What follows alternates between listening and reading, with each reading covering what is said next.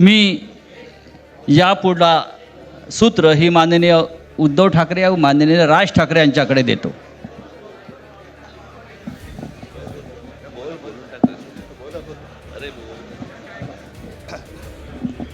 बघा, एवढं आमचं एकमत झालेलं आहे. सर्वांचं स्वागत करतोय. आणि आता संजय राऊत यांनी संयुक्त महाराष्ट्राच्या लढ्याची आठवण करून दिली. तो जो मंगल कलश आणला गेला तो काही सत्यनारायणाच्या पूजेसारखा आणला गेला नाही. त्याच्या मागे खूप मोठा संघर्ष झालेला आहे. 105, 107 किंवा त्याहूनही जास्त मराठी माणसांनी बलिदान देऊन मुंबई महाराष्ट्राला मिळवून दिली. आणि त्याची आठवण आज होणं स्वाभाविक आहे. कारण आम्ही आज दोघंही इथे बसलेलो आहोत, ठाकरे बंधू. आमच्या दोघांचेही आजोबा प्रबोधनकार हे संयुक्त महाराष्ट्राच्या लढ्यामध्ये पहिल्या 5 सेनापतींमधले एक सेनापती.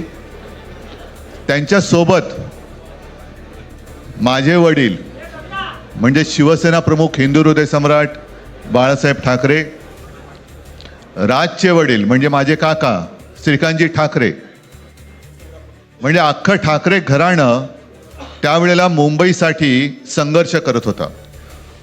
त्याच्यानंतरचा इतिहास मी काही आता तुम्हाला सांगत बसत नाही.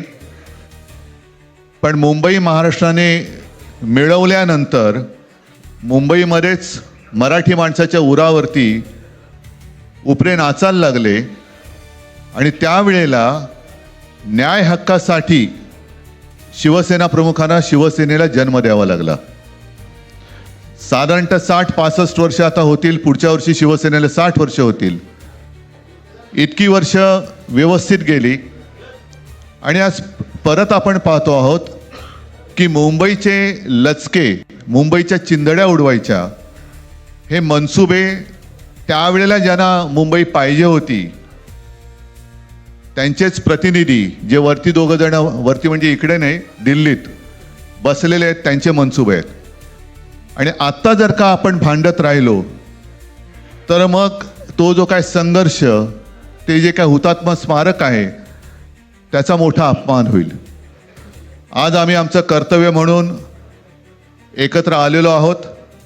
आणि मी मागेच म्हटलं, एकत्र आलो आहोत ते एकत्र राहण्यासाठी.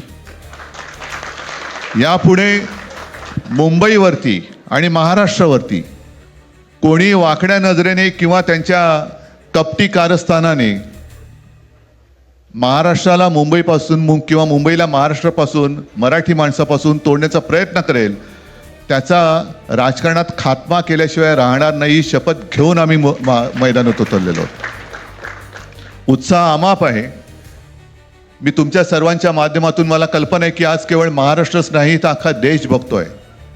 मी सर्वांना विनंती करतोय, आवाहन करतोय आणि एक सूचना सुद्धा करतोय. कारण मागे विधानसभेच्या वेळेला भारतीय जनता पक्षाने जो एक अपप्रचार केला होता, बटेंगे तो कटेंगे, तसंच मी मराठी माणसाला सांगतोय की आता जर का चुकाल तर संपाल, आता जर का फुटाल तर पूर्णपणे संपून जाल.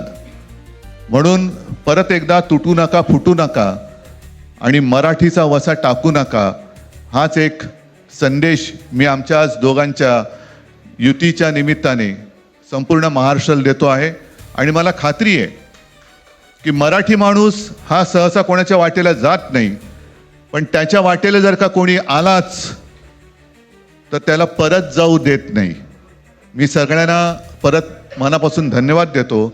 आणि राज,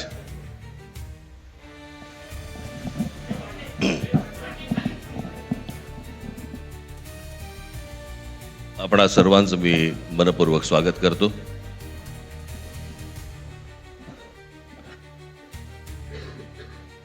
जे काय बाकी बोलायचं आहे ते सगळं जाहीर सभा जेव्हा सुरू होतील त्यावेळेला बोलूच आम्ही.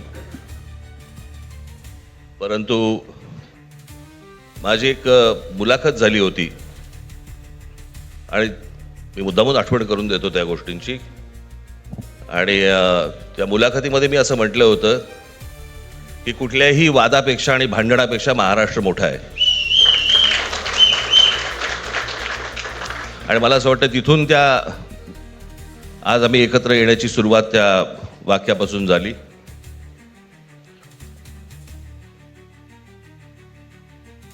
कोण किती जागा लढवणार, आकडा काय,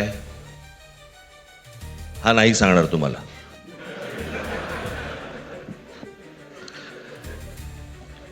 महाराष्ट्रामध्ये सध्या लहान मुलं पळवण्याची खूप टोळ्या फिरतायत.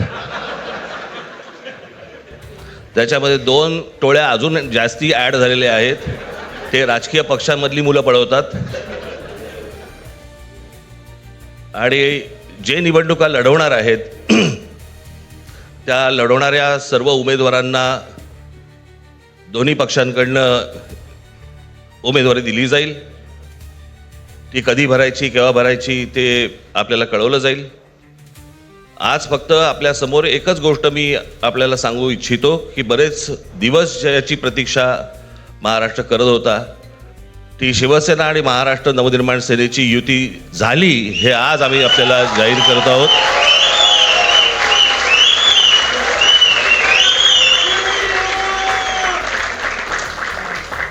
धन्यवाद.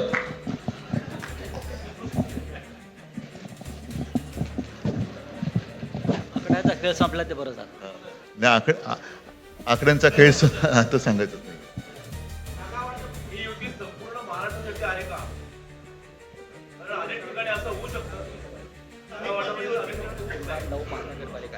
अजून बाकीच्या महापालिकांमध्ये सुद्धा कालपर्यंत युती झालेली, जशी नाशिकमध्ये झालेली आहे, बाकीच्या ज्या महापालिका आहेत त्यांची सुद्धा त्यांच्या तिथल्याही युतीवरती आज उद्याच शिक्कामोर्तब होईल.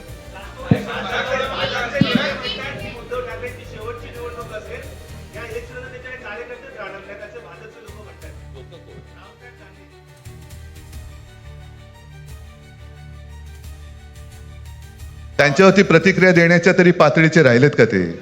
त्यांना त्यांच्या पक्षात सुद्धा कोण विचारत नाही. मला असं वाटतं की उत्तरं देवांना द्यावीत, दानवांना नाहीत.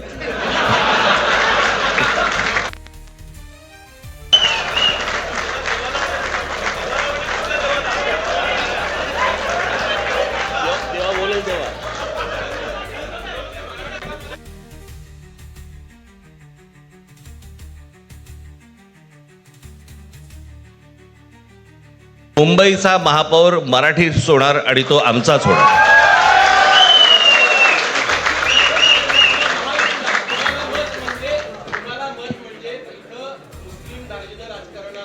मला असं वाटतं की एक मुख्यमंत्र्यांचा व्हिडिओ पण फिरतोय ज्याच्यामध्ये ते अल्ला हाफिज असं बोललेत, बरोबर ना? तर या गोष्टी त्यांनी सांगू नयेत. माझ्याकडे खूप व्हिडिओज आहेत.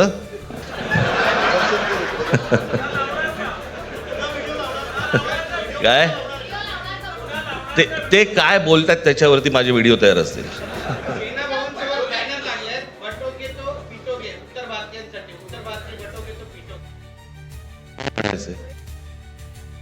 काय म्हणायचं त्याच्यावरती? सगळ्यावर कसं बोलायचं रे?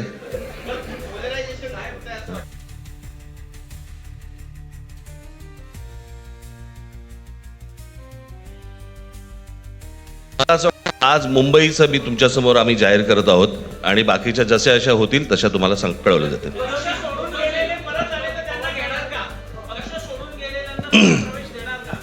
मग कोण गेलेत?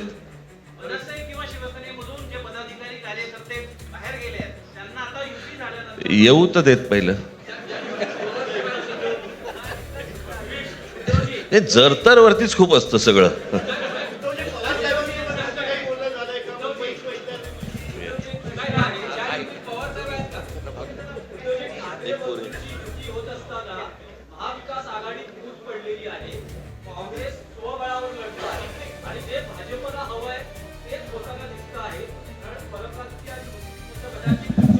भाजपला काय हवं आहे ते भाजपने पाहावं, मराठी माणसाला काय पाहिजे ते आम्ही पाहतो.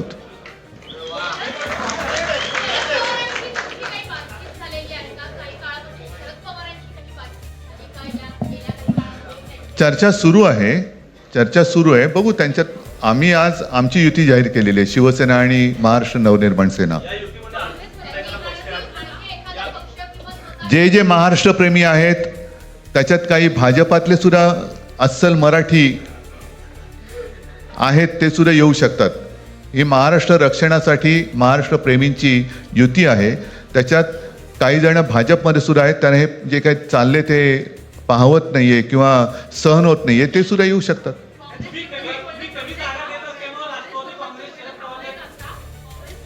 काँग्रेसने जर जाहीर केलं ना, हो मग आता म्हणजे आणखीन काय बोलायचं? तोडलं का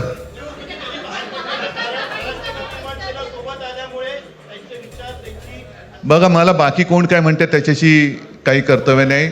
मी परत एकदा सांगितलं, महाराष्ट्राला आणि मराठी माणसाला काय पाहिजे ते आम्ही दोघं बघतो.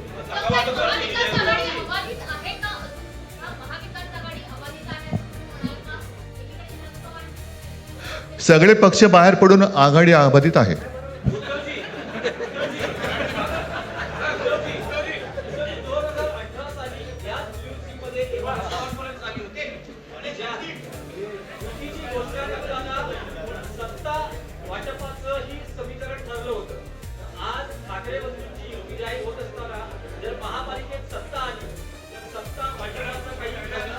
त्यावेळेला आम्ही हा निर्णय जाहीर केला होता आणि नंतर काय झालं तुम्हाला माहिती आहे.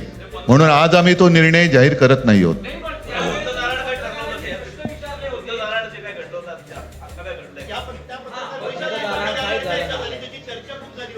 आता आमचं दोघांचंच घर आहे ना, दार बंद कशाला करायचं?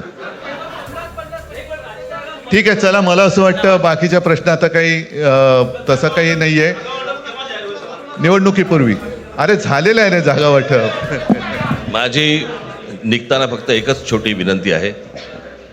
ज्यांचं मुंबईवरती, महाराष्ट्रावरती, मराठी माणसावरती प्रेम आहे, अशा सर्व माझ्या पत्रकार बांधवांना, भगिनींना माझी विनंती आहे की आमच्या पाठीमागे उभे राहा. धन्यवाद.